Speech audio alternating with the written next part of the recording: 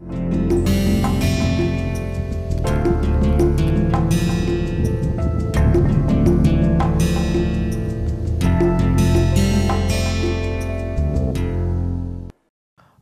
back, my dear friends. A very good morning, good afternoon, good evening to all of you wherever you are in this part of the globe.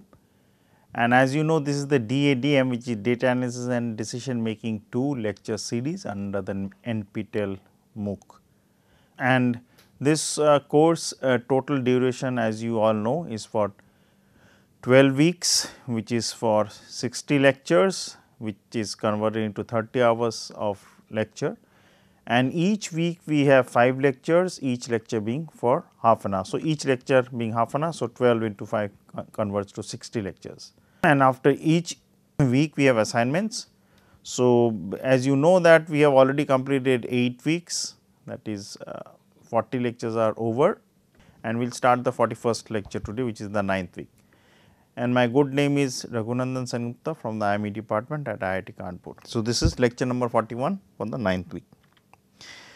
Now, we will consider the concept. So, this lecture, this half an hour lecture and most probably the next one also will be more to do with concept, just a conceptual background, that what we mean by multi-attribute utility theory, some concept of very simple concept of Pareto optimality, multi-criteria decision making, those non-parametric methods I have already discussed. So, I will try to go into simple problems of multi-objective in the 10th class, 10th week, and try to basically wrap up with the meta-heuristic techniques. So, whenever, as you remember, we have discussed utility theory. So, in all practical purposes, whenever I am a decision maker, if you remember, we had considered the concept of utility theory, and those were in a very simple sense the univariate case. That means, there is wealth and there is utility, there is a decision, there is a utility, and we considered very simply in the univariate case the 4 different utility functions in very simplistic sense, the quadratic, logarithmic, then the power utility function and the exponential utility function. And I did mention about the safety first principle, different concepts of that. Now, when you are considering a decision in its whole gamut of all the nuances, there are many cases where you have to consider both the attributes, which are the characteristics, as well as the quantitative variables. That means, I have attribute characteristics which can be color, which can be taste, which can be style, which can be how good or bad you feel of by owning that or possessing that, and characteristics with respect to quantitative variables can be price, can be quantity, can be weight. So, something which has quantitative values. Now, when I am considering attributes, the attributes can be, as I mentioned, it can be buying a car where the color is important, buying the car where the style is important, while buying the house you want to know how good the locality is, in a sense where characteristics in the quantitative framework cannot be assigned to that. While in the characteristics, when there are quantitative variables which each you can assign, the utility can be found out based on that, can be the price of the car, can be the EMI, can be the running cost on a monthly basis, can be, I am talking about the car, can be the maintenance cost. Similarly, for the house it can be the price, it can be, say for example, how what is the EMI to be paid, what is the interest which you get to buy that apartment, the house, depending on which banks are assigned to give loans for when the apartment is being built. Others can be, say for example, I want to take a decision that here attributes, the third example which I am going to give, the attributes will be more important. Say for example, you want to hire a person, I have given these examples, and you consider that what is his knowledge, where the knowledge concept can be very subjective attributes wise in a scale, where the background can be important, and considering then if salary structure is important, then obviously quantifiable variables are there. So, you can basically quantify that decision. Now, whenever you have attributes which is subjectivity, I use the word subjective and objective in a very general sense. And when you have characteristics where you can quantify objective, there are utility functions, and we have already considered that.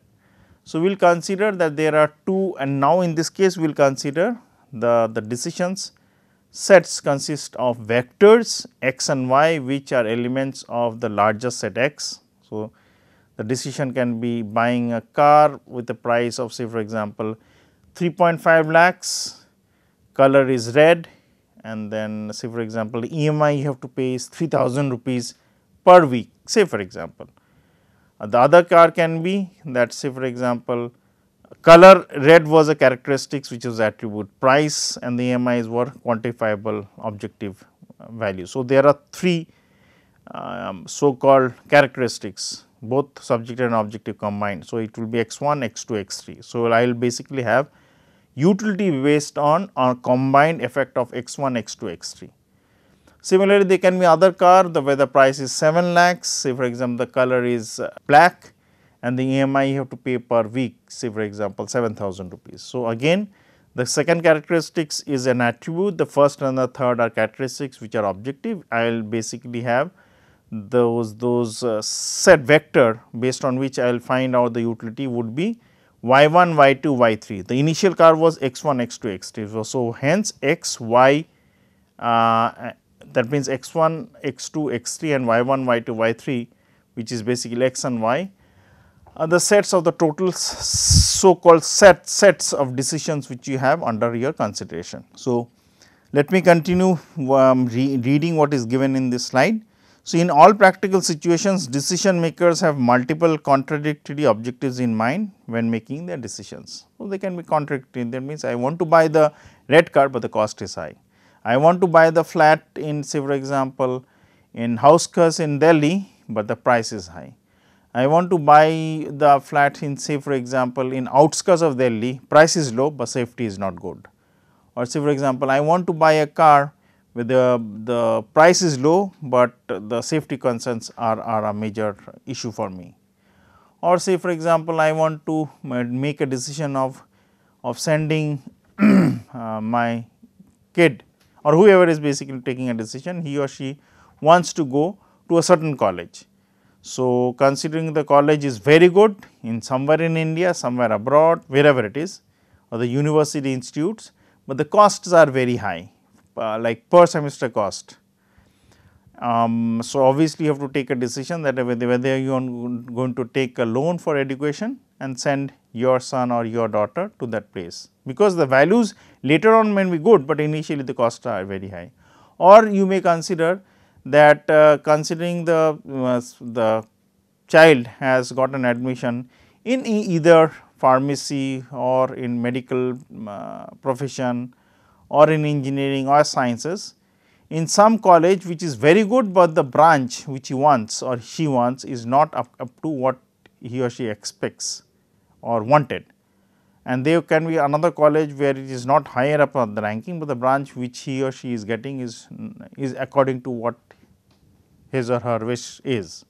So, obviously, you will have different type of attributes and characteristics, both quantitative and subjective, to make a decision, and you may be a little bit not sure the decision which you are taking is what is the net worth of that. I am talking you means the child who is taking the decision when I talk about this college or university or institute. So, consider there are two decisions and the sets of decisions x is a vector is x1 to xn, n are the total number of different type of so called criteria which we have already considered, attributes, characteristics, and y is also a vector with characteristics, criterias, variables, attributes, whatever you name as y1 to yn. Some of these x's are quantifiable, some of these x's are not, you have to give attributes. Similarly, for y's. So, furthermore, we consider the utility which we get. Utility is the net worth of taking the decision which you get by taking if you choose that set x is u of x. So, obviously, So, u of x will give you a utility of u x1 to u xn. Similarly, I have y, y will give me a utility of y 1, y 2, just 1 minute.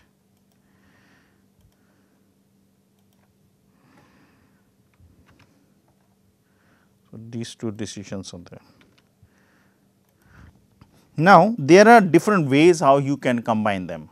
So, you can combine them considering the additive one, that means you take u x 1 plus u x 2 plus u x 3 combine and find out the overall utility function, or it can be that you want to give weights, or it can be joint combined function based on x 1 to x n, or it can be, say for example, a joint functional form of x 1 to x j, where j is less than n, and the rest j plus 1 till n is basically can be decomposed into linear functions. So, there are different ways how you can do this.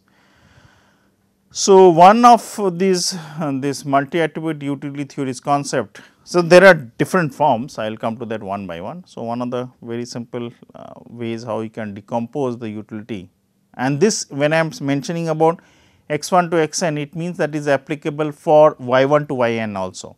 I am taking x as in a very simplistic sense, that is just a general element, a vector element in the set capital X. So, there are many different combinations, I am taking one of them and the characteristics holds for all of them. So, in their decomposable form, I basically have a functional form of u 1 to u n, based on which I can find out the utility, and based on the functional form I take a decision whether I want to take x 1 till x n or I want to take y 1 till y n. So, when I mention either x, it means the vector x 1 to x n. When I mention y, it is basically the vector y 1 to y n. In the additive non-transitive decomposition, you take a functional form where you find out the difference between utility of x 1 and x 2, utility of y 1 and y 2, and basically find out the functional form based on that. I will come to those example in a very simple sense. First, let me go through the general characteristics.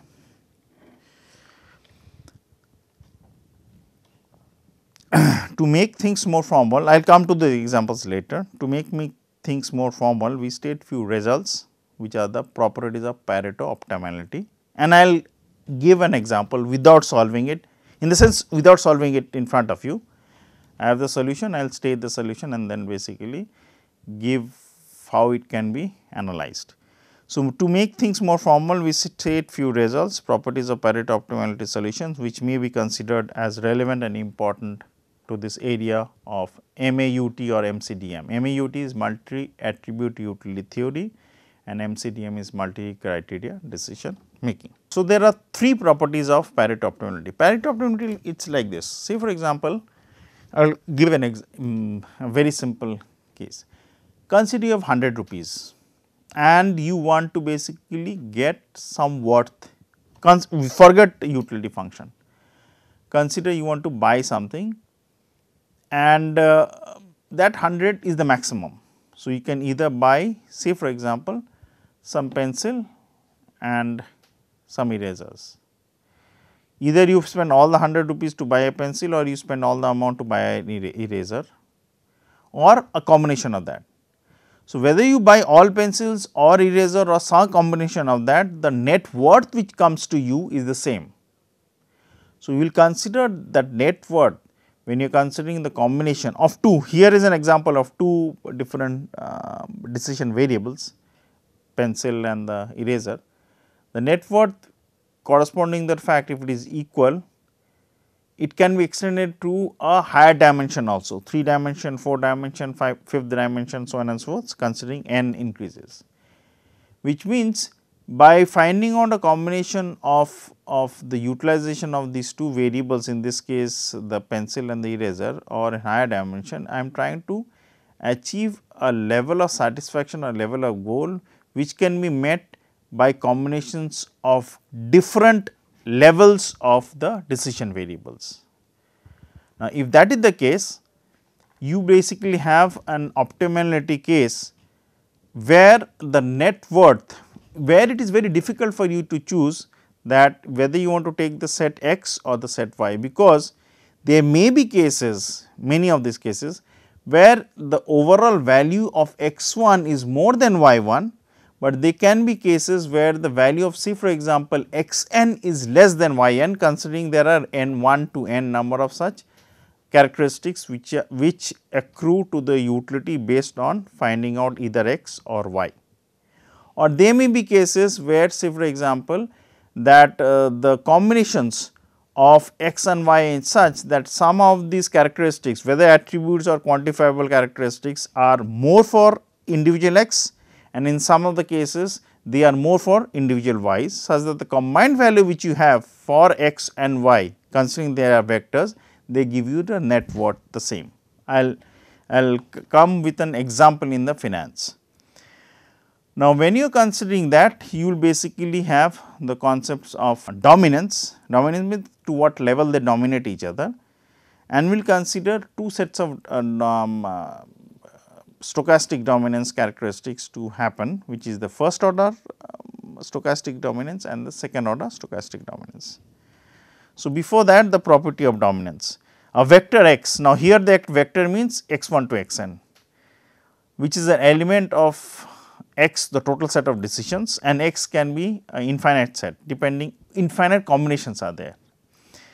We will say that x is said to dominate a vector y if for some functional form of x, the value accrued to you based on taking the decision x is always greater than equal to the value accrued to you for taking the decision y.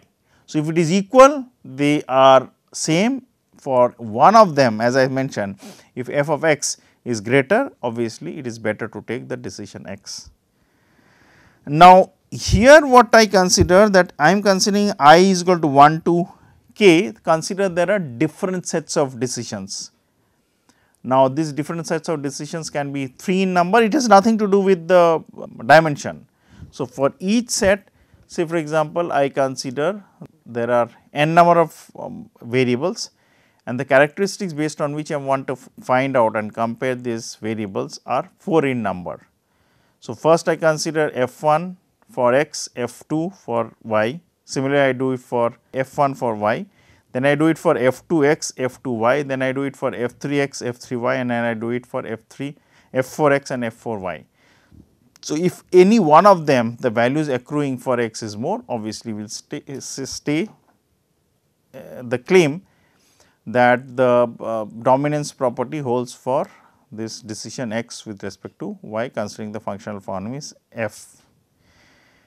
And we will consider, based on the fact that the Pareto optimality conditions would be hold true, such that we can take the decision, such that we are equally disposed, equally inclined in taking the decision whether x or y gives us the same worth. Now, Pareto optimality, this is the dominance factor, can have two flavors. One is the strong Pareto optimality characteristics, and another we will see the weak Pareto optimality characteristics. So, we will say that x star, now x star is any particular vector in x, which is an element in x. It will be defined as strong Pareto optimal if there exists a vector x star such that it dominates all of the rest of x. So, consider that, say for example, x are vectors 1 to n, and consider there are, for our time being, consider is a 5 number of x's. So, capital X for 1, capital X for 2, capital X for 3, capital X for 4, capital X for 5, each has n dimension. Consider third one dominant. So, it will dominate 1 and 2 as well as it will dominate 4 and 5, then we will say that the vector x star strongly Pareto optimal with respect to the rest of the values x 1, x 2, x 4, x 5. Now, the vector x z star, because based on each of these utilities for x's, x 1 to x 5, we will basically have a net worth. Consider that net worth as z. So, in that case, when x attains a value of x star, the net value which we will get for x attaining that x star would be z star. So, an objective function z star will be called a strong Pareto optimal solution if the corresponding vector x star is strong Pareto optimal based on the fact that the net value, net worth which is coming out from x star such that z star would be always greater to any of these z values corresponding to those x1, x2, x4, x5 for this example which I mentioned. The set of strong Pareto optimal decisions x star would be denoted, it can be, there can be many things. So, the example which I had given is for x3, it can be say for example, there is x1 to x5 and x2 and x3 are strongly Pareto optimal. So, obviously, this x star would basically now be two elements of vectors x2 and x3 which would basically fall in the subset in x where they strongly dominate rest of these values x1, x4 and x5.